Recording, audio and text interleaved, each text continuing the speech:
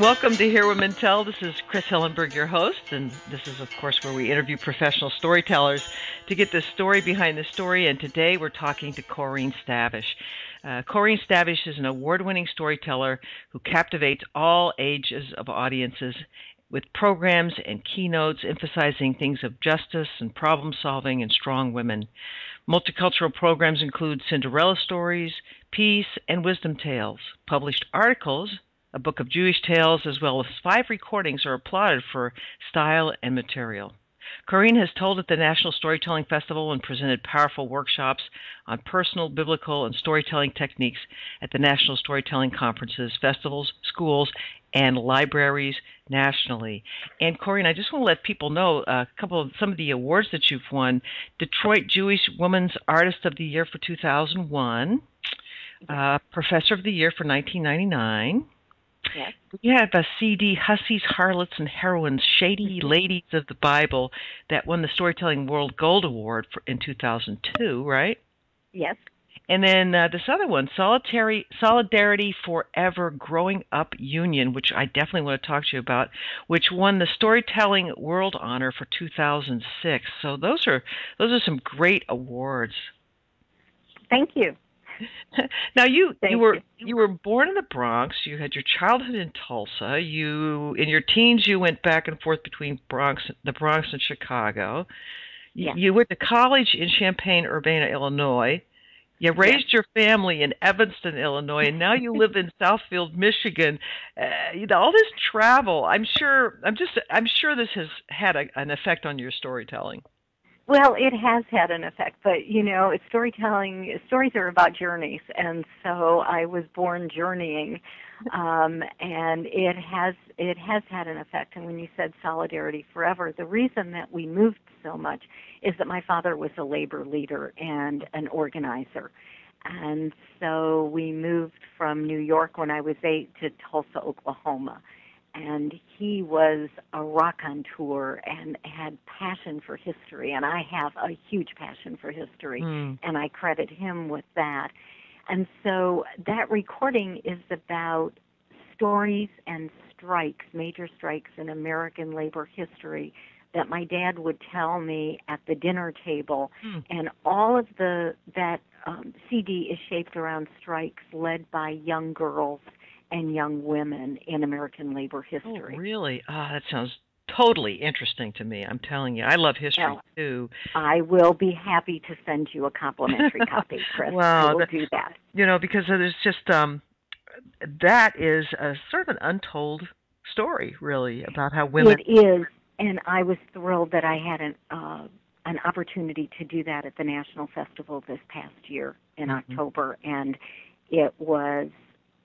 I think people came not because I was telling, but because of the material, and it was a full tent, and people came up, especially men, came up with tears in their eyes afterwards because of their memories of shaping American labor through unions. So your father obviously has, like you said, had a great influence on you, especially when it comes to a love of justice, a passion for history, and also a sense of humor, I'm going to say. Tell me about your family. What kind of family did you have growing up?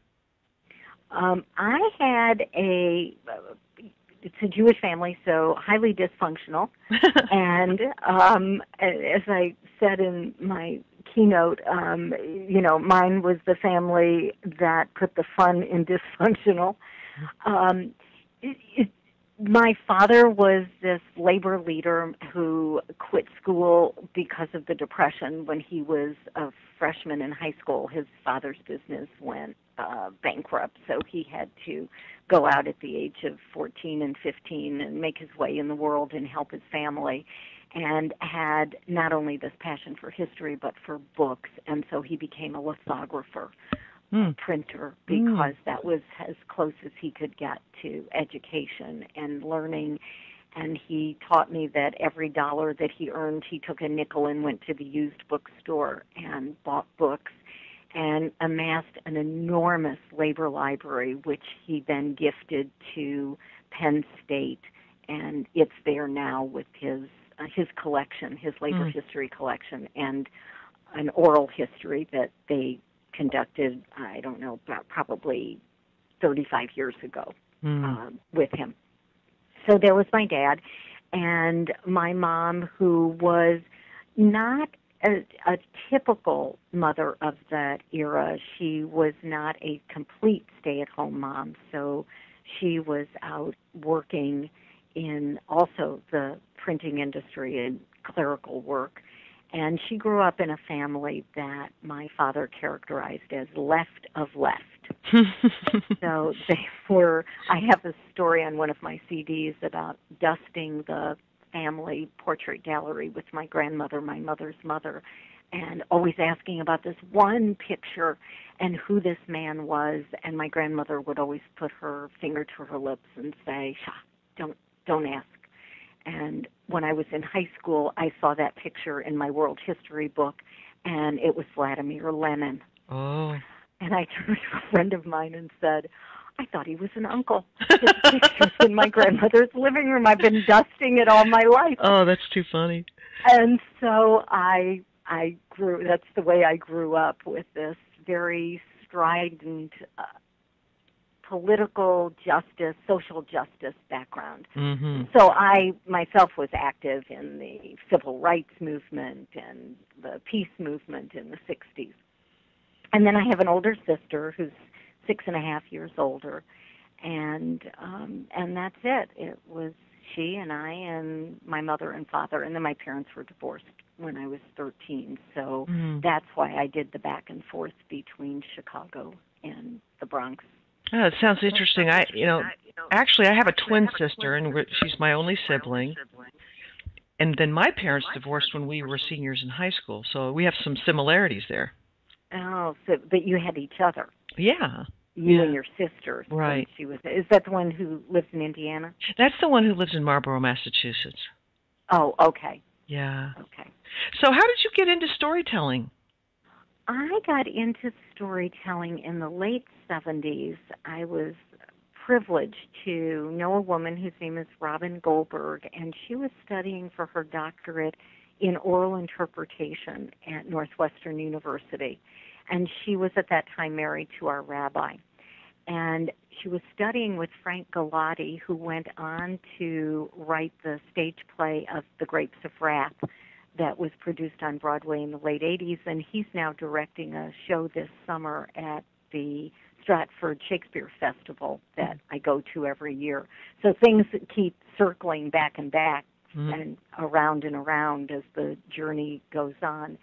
Anyway, Robin was studying oral interp, and she was very, very interested in storytelling and the stories of Hasidic women in Brooklyn, and started traveling there to work on her doctorate. And one Friday night at our synagogue, she pulled up a stool, sat down, and started telling stories as part of our services. It was a very sort of liberal and with it congregation, guitar music and poetry, storytelling as part of services.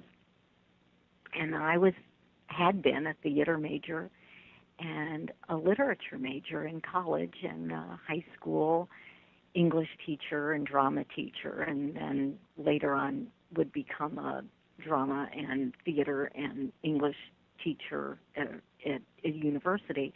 But at that time I was still a stay-at-home mom, and heard the story and thought, well, that just brings everything together that I love, and Jewish folklore. And our synagogue at that time took its residence, because we didn't have a building, at the Baptist Church in Evanston.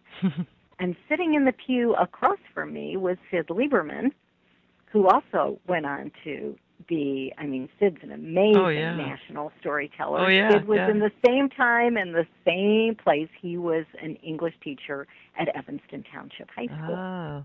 And we belonged to that same synagogue. And then just to continue with that, members of that synagogue were Bern and Joyce Piven, whose son Jeremy went on to sort of make a name for himself.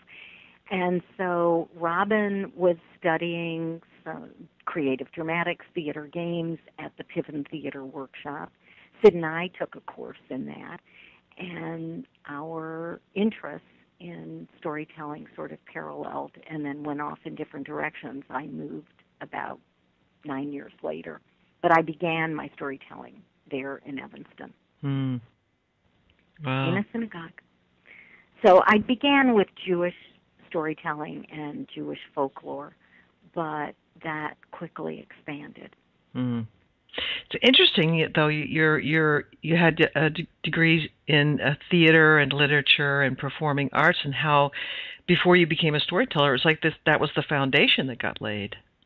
Exactly. And actually, when I was an undergraduate, what I loved the most was oral interpretation, and said if I ever went on to graduate school, that I would do it in oral interpretation. And then at the time I did go on to graduate school, I ended up doing it in theater and performing arts, because the school that I went to didn't have a degree in just oral interpretation.